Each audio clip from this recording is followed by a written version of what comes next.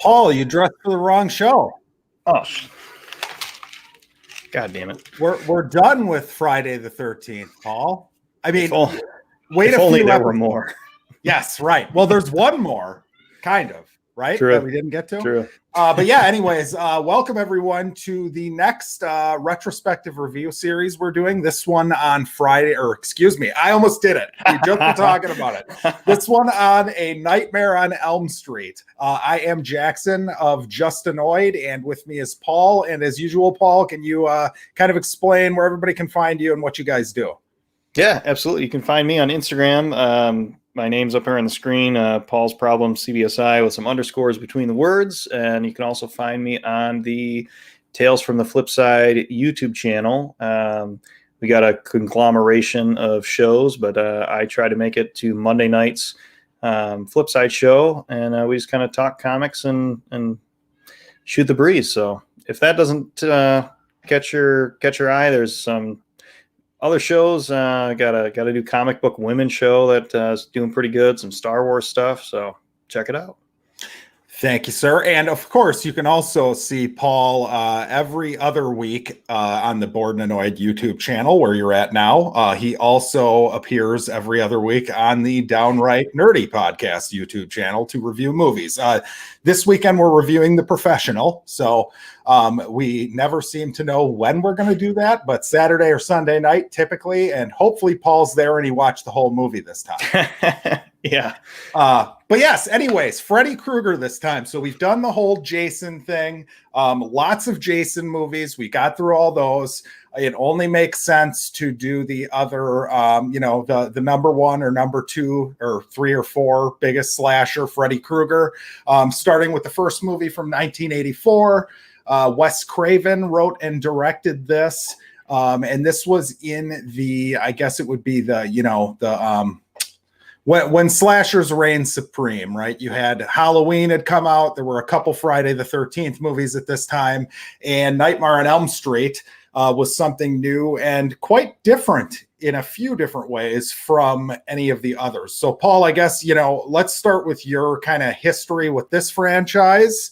From what I understand, it's not much, but as well as your general thoughts on the movie. Yeah, not much history, just seen clips here and there. I think my wife and I watched it all the way through maybe last year, if I remember right. But it's just kind of casual versus, hey, I'm going to review this with a buddy, so I want to pay closer attention. But I liked it. I think it's cool. It came out, I think, 4 years after Friday the 13th. Still in that slasher time frame or that era, but I liked it a lot. I can definitely see why I think you like Freddy, the franchise, more than, or the most. I think the first one they establish a lot of depth, a lot more depth, in my opinion, than Friday the 13th series of who he is and how he attacks people. Seems like there's more different ways that can happen versus just kids banging at a camp. Yeah, it is funny. It's like I understand, like, there's the Jason fans who love Jason the most, and I kind of get that, but it would be hard for me to understand anyone who was just taking the first two movies and comparing them, because there is so much more to chew on in the first Nightmare movie than Friday the 13th. Right. There's way more going on. I feel like the characters are a little bit more relatable. Obviously one of the unique things is, unlike, I think Leatherface, Michael Myers, and Jason, Freddy has a personality and his face, you can see his face. So he gets to actually give like a legitimate performance, Yeah. So yeah, I love these movies. These are like, it was Star Wars and Nightmare on Elm Street would be the two franchises that kind of made me love movies. So I'm excited to go through all these again. Like Friday the 13th, there are some major ups and downs, as you can probably imagine with any one of these, where it's just one cash grab after another through the series. But yeah, I think I like Nightmare on Elm Street mainly because of Freddy. He's very interesting. He's funny as hell. And it's a very unique, weird concept of the idea of, spoilers for anyone who doesn't want to know plot, but basically he is a child murderer that was caught and let off on a technicality. So all of the parents in town found out where he kind of took his kids when he killed them, burned them alive, and he is back to seek retribution. He's basically making it so the kids are kind of living with the sins of their fathers, so to speak, right?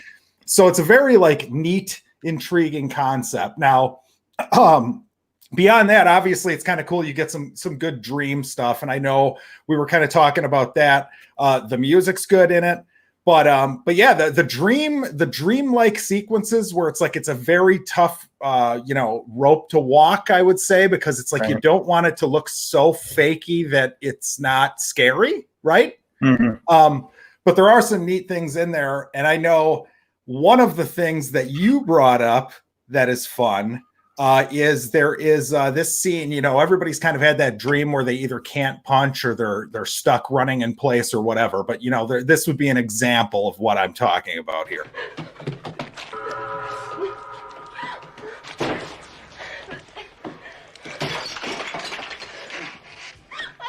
Nancy, help me, please. Save me from Freddy.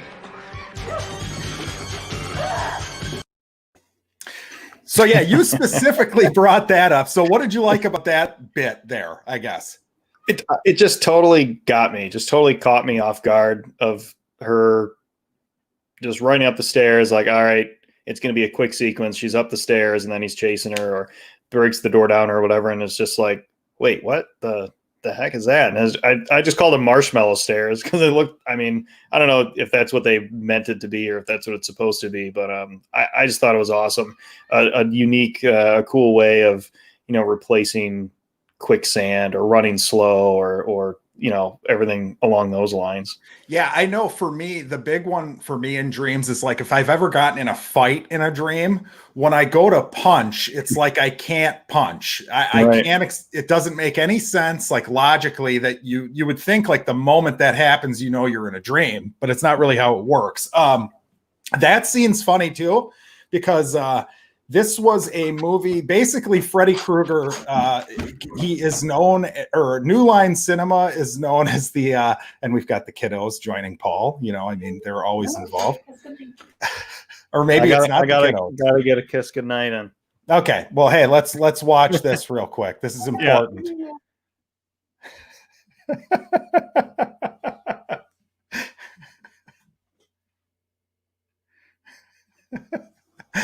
What do you think of this one, Jovi? I'll take one. Got a cool one? Oh, there you go. Yeah, hey, that's just what was it? Part 5 or part 4 of Friday the 13th, where the kid's gonna be the next Jason. They set it up. Yeah, right. It's ruined. Exactly. But no, the funny thing about this is, so New Line Cinema is known as the house that Freddy built because they were just this tiny little studio. And basically they took this risk by giving Wes Craven the money to make this movie. People had read the script and thought it sounded stupid, whatever, but they took the risk on it. And Bob Shea's the producer, and he's a little bit of an obnoxious guy. He's the guy who started New Line. And, he basically, that scene was his idea. And Wes Craven just kind of said, all right, fine, we'll put it in the movie, but I actually think it's one of the most dreamlike ideas in the movie. So, I remember in the very opening scene, she's kind of looks like she's running slow as well. They're just not able to run as fast as she wants, but yeah, the marshmallow stairs. I'm just going to keep calling them that. I thought it was a brilliant ad. It is. It had to have had the way they made it had to have involved marshmallows. It just looks like marshmallows. Yeah. But yeah, no, beyond that, I guess it makes sense to talk about kills in this.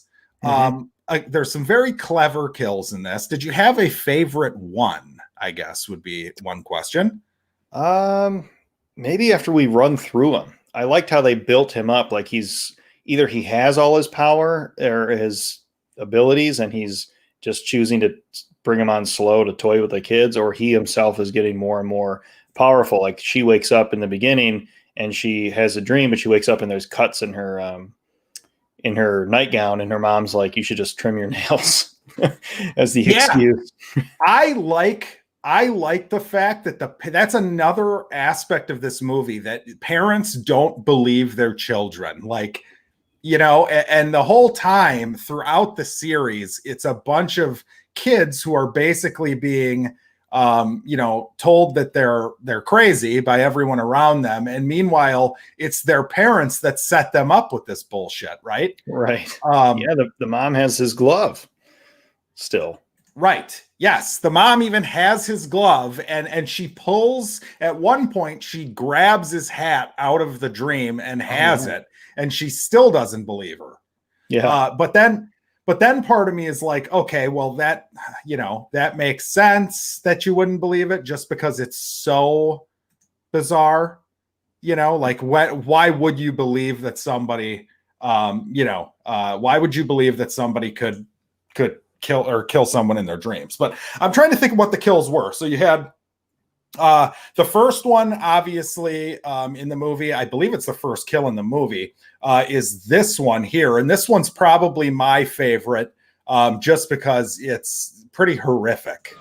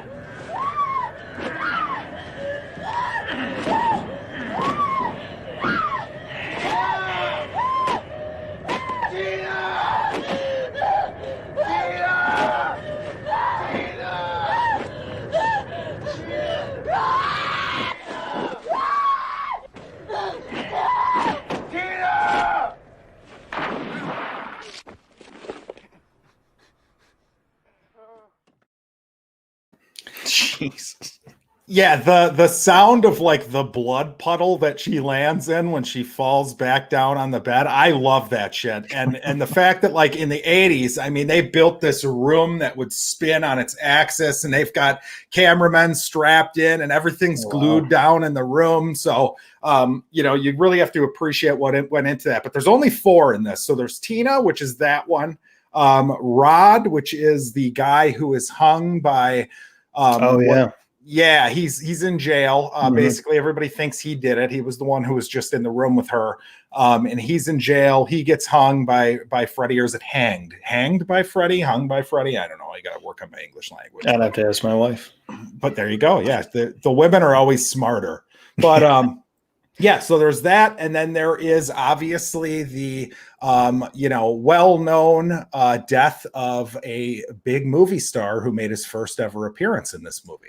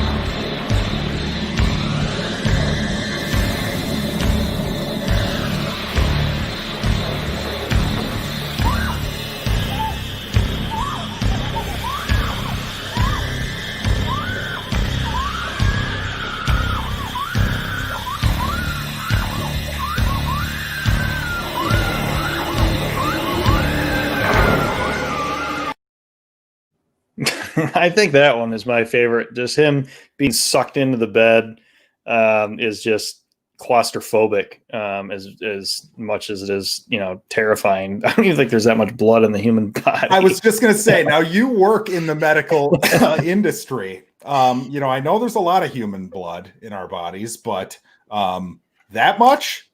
Maybe they use one of those like water saving faucets. Maybe Freddie had one of those where it adds air to it, so it looks like more volume. Could be. Now, that was actually the uncut version that he gets spit out at the end. He gets spit out. Yeah, because I didn't remember that in the one. Yeah, that's not in the movie. I think it's pretty sweet though. Although you would think if somebody bled that much, they're mulch, right? Like how on earth would he still be in any sort of recognizable form? Right. If that happened. But again, they reused that room.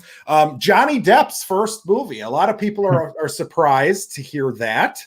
And I thought he was pretty good. Like, yeah. Sorry, go ahead. I was just going to say, I think during that scene, he was supposed to stay awake and call her or something like that, unless that's a different part of the movie. But what I was getting at is, I've worked my fair share of, I've been awake for my fair share of, 20 plus 24 plus hour blocks, and you get to a point where you're asleep. Like you can't not sleep. It's extremely difficult. Yeah, and you're currently on hour what of not sleeping, by the way, Paul? Where are you at right now? I'm good now. I got it all. For me, I'll do a big shift, and I'll get a couple hours of sleep or however it works out, because it's a 24-hour operation. But it'll usually hit me tomorrow or the next day. I'll just be groggy and it'll just be crummy. But sweet. It's a life that we have to lead sometimes. There you go. Okay, so that Johnny Depp, apparently they wanted Charlie Sheen, but Charlie Sheen asked for too much money. So would Johnny Depp have still been a movie star and made his way to Hollywood without this movie? Probably, but it's kind of fun to think that this was his first. And it's weird to imagine all the other actors in the movie who at the time, they were probably all just young kid friends who whatever. And then one of them just fucking blows up. Another star of the movie gets just typecast as Freddy Krueger. He really doesn't do anything too much of note outside of this. And Johnny Depp, he's the man. But the only other kill in this would be Marge, who's the mother. Now, I do want to talk about the mother too, because actually both of the parents, I like the characters quite a bit. Yeah, they're just strong deniers. Yes, like they wanted it to be done, and forget their own. I don't know if the right words would be righteous sins of, taking this murderer off the planet or contributing to it. And just, they wanted it to be done. And all of a sudden it's coming back to haunt them through their children. And it's just, is there a worse way to get back at somebody than through their family? Probably not. Yeah. And like, it's funny too. Yeah. The parents are both very different. One of them is a straight edge, like police officer who, they're divorced. And there's the straight edge police officer who's just like no nonsense type guy. He's played by John Saxon. And the mom is a drunk. And a lot of the drama in the movie, and I'm not sure how well a lot of it ages, because I went and saw this in the theater a few years ago for like a $5 retro screening. Oh, fun. Yeah, and there's a lot of giggling at the mother, and it's funny because it's really not that funny of a concept, like dealing with a drunk ass mom like that. I mean, it's fucking horrible. Didn't the daughter come home to barred windows? Yes. They bar up the mom bars up the windows to stop her from going outside, because she like sneaks out to check on what's his name? Rod Lane, the boyfriend. They bar up the windows. It just looks like she's in a nut house. There's a scene, one of my favorite scenes in the movie, and I think it's it's the lore of the Nightmare on Elm Street series, so it could be the most important scene of the entire series, is Nancy comes home and the mother is trying to settle her down, like, hey, he can't hurt you. We killed him. But the way that scene is presented of like, hey, come down to the basement, shows the glove. She says something along the lines of like, she basically tells the story about how they all went and got him and they burned him alive at a boiler or a power plant or wherever the hell it was. and says, he can't kill you, sweetie, because mommy killed him. And it's just like, she has some good lines. oh my goodness. Yeah. She's a really well thought out character. I mean, I actually think as far as like a final girl type too, that Nancy is a really good protagonist character, and that she's extremely strong. She has a real character. You get to know like the demons she's dealing with these crazy parents, right? So I think she's one of the best like final girl protagonist character, certainly better than anything we got in the Jason movies, except maybe Tommy Jarvis, I guess, would be one that was pretty good. But yeah, I was looking at the IMDb, and Tina is the first kill, right? Yes. They did a really good lead up to thinking she was the main character. Yes. And then just surprise offed her. I thought that was a good transition too. Yeah, they definitely do make you believe she's the protagonist at the beginning. It's very true. Having seen this movie now 8,000 times, I forget that. But yeah, they do. They've in first scene is her in a dream.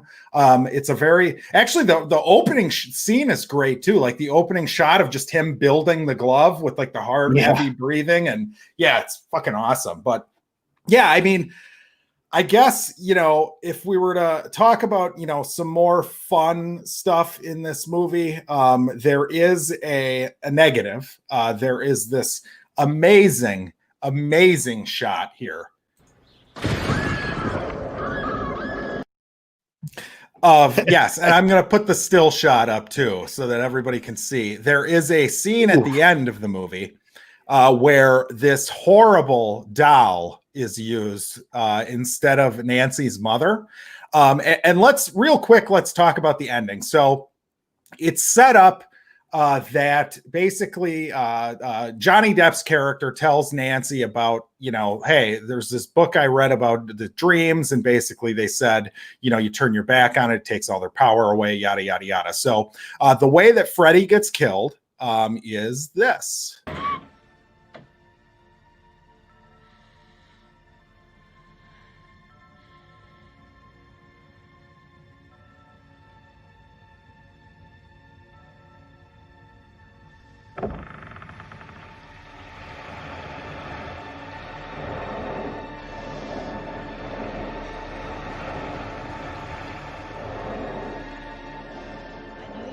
Freddy.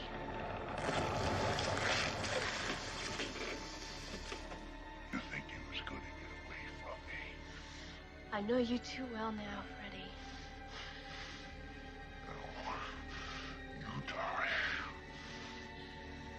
It's too late, Krueger. I know the secret now. This is just a dream. You're not alive. This whole thing is just a dream. I want my mother and friend again. You what? I take back every bit of energy I gave you. You're nothing. You're shit.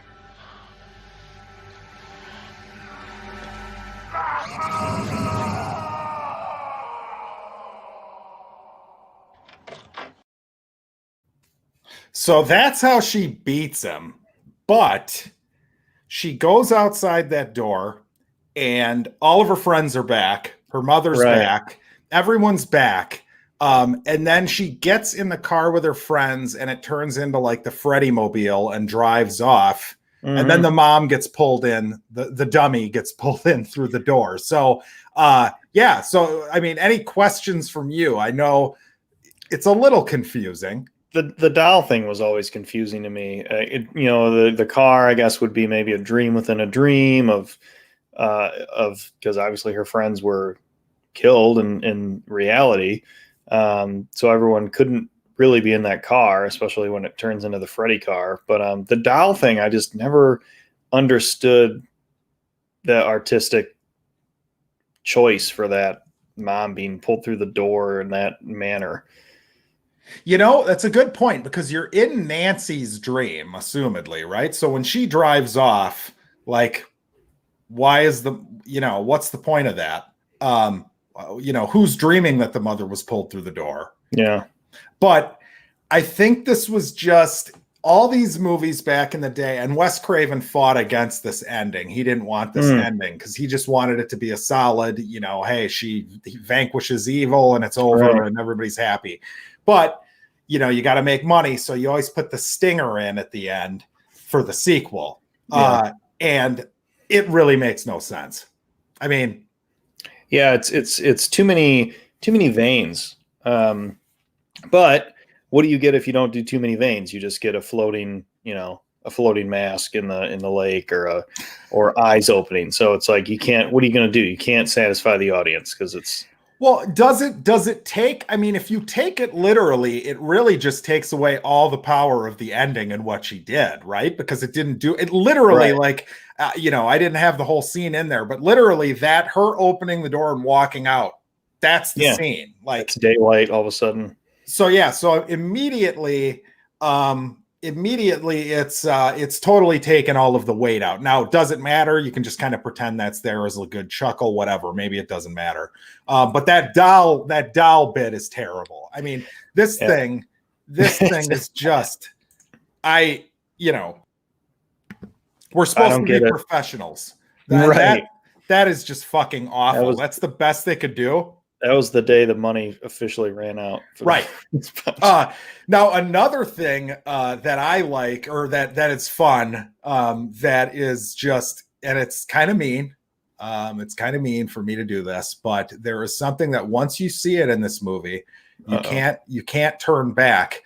The main character, Nancy, has a gigantic zit on her forehead throughout the entire movie. Oh, man. So the next time you watch this, Paul, you'll be staring at it the entire time. Now it's so bad that there's a scene where she goes to a dream expert and she does like a sleep study, right? And they covered it up. They covered it up. So oh man. So yes. Now how embarrassing. Still love the character, but yeah, isn't that but it works because she's in high school, right? Yeah, it works. It works. I was getting a haircut one time and I had bad acne and somehow the woman cutting my hair, because my mom just made appointments and stuff like that back then, bumped something and it was something on my forehead started bleeding. I was just sitting there oh, she's dabbed it oh, I'm sorry I hit you there. And I was like, let's just pretend that never happened. Yeah. But yeah, I'll have to point that out to whoever I'm watching it with. Now, what's going to be fun throughout this series is to talk about Freddy. And in the first movie, you barely see him. I would say that this is the best look you really get of the character right now. Please, God. This is God.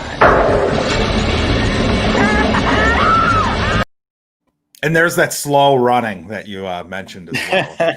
Yeah, and I think that part starts to establish. Sorry to cut you off, but that. No, you're good. The dream world is Freddy's. He can make whatever he wants happen, which is almost a mind F in its own, because it's he could just end it whenever he wants, assumingly. But He's I'm just going to toy with you and grow long arms and cut my fingers off and make you watch and yeah, that's a great silhouette. And it's funny because it's weird because it's one of those things where it looks cheaply done. You can tell they just have fishing line on the end of these long things, but it works in its favor. If that was a CGI effect or something, it's way less creepy. You know what I mean? So a lot of that stuff works in the movie's favor. But yeah, it's going to be fun to watch you go through this because this character is, it's, whether or not you find this scary, fine. Horror is subjective, right? But in this movie, he's a creepy character. there's nothing. I mean, he has the one joke. The only joking he does in this is to be sadistic and scare the shit out of the people he's chasing. Like there's one scene where he cuts his fingers off, or he slices his like chest open, and these like maggots come out of it. You know. Yeah. But that's really the extent of his jokiness. Now, as we go through the series, he becomes more and more, or it's harder and harder to take him seriously. And I'll be interested in, because is this the only one you've seen, like that you can remember it now anyway? I've seen bits and pieces of other ones that are just what comes to mind is just kind of like, it's the dream world of just crazy, bizarre scenes. And so it's just clips here and there in my head. I am curious, which I don't remember ever seeing, is if he ever tricks them in the dream world by not appearing with a burned face. If he tricks them with his, I don't know. So I'm just, if I were writing the movie, like, man, this sounds like a cool idea. Can we throw it in where he doesn't have a burned face and they don't recognize him until he reveals himself, and then either kills him or scares the heck out of him? Stay tuned. Yeah. So okay. So that's pretty much it for the first Nightmare on Elm Street review here. Great movie. It's a classic. It is, a throwback to a different time, so to speak. And it's, at this point, I feel like maybe you could get someone else to play Freddy if you just watch this movie. But as we go, Robert Englund he's the man. So were any of the other kids, were all of the kids' parents involved in the murder? Is that why they were all being chased by Freddy? Because I feel like they only focused on Nancy as being the parents who were involved in the murder. But then I like the theme song of 1, 2, Freddy's coming for you, etc. So my assumption is that like at least Glenn's parents across the street were, I would imagine.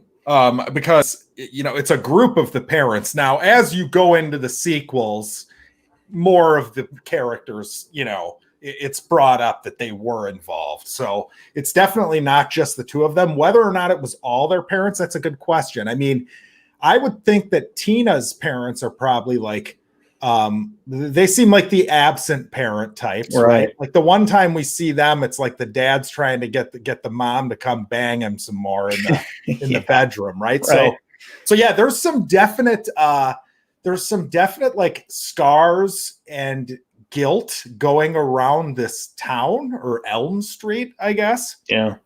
Now, one thing we got to talk about, I guess, because I guess we should track this as we go through. Given just this movie and the knowledge you gain from watching this movie, the lore, etc., is Freddy Krueger a pedophile? From just this one, I know the answer, but given this movie, if I just box myself in, they don't, in my opinion, allude to that. Not in this film. They just say he was a child murderer. He took them to his lair. I mean, they don't explicitly say that in this film, in my opinion. And I would agree with you. And honestly, spoilers, but we'll watch all of these. It's not spoken of in terms where it's literal ever, I would say. But yeah, I guess you'd have to assume he is, right? I mean, just because like that, that's what you would think. I mean, why else are you kidnapping children? But then again, it's like, these aren't children that he's chasing now. I mean, I guess they are technically, but they're not like little kids. That, I mean, there are multiple levels and types of murderers. So it could just be he chose an audience that would always be weaker than him. So he would, in theory, always win. And it's a very sick, I mean, it's the worst thing you could do is murder a kid, right? Right. Yeah. So yeah, I guess either way he's a piece of shit. I like to hope he's not, because then I can laugh more at his jokes and find him fun to watch if he's not. So, I guess I'll just pretend that he's not, even if, I don't know how it was written. I would assume that if it was ever written that way, somebody went, nah, you can't do this. Right. You know? Yeah. There were still lines even back then that people are like, Right. Not right now.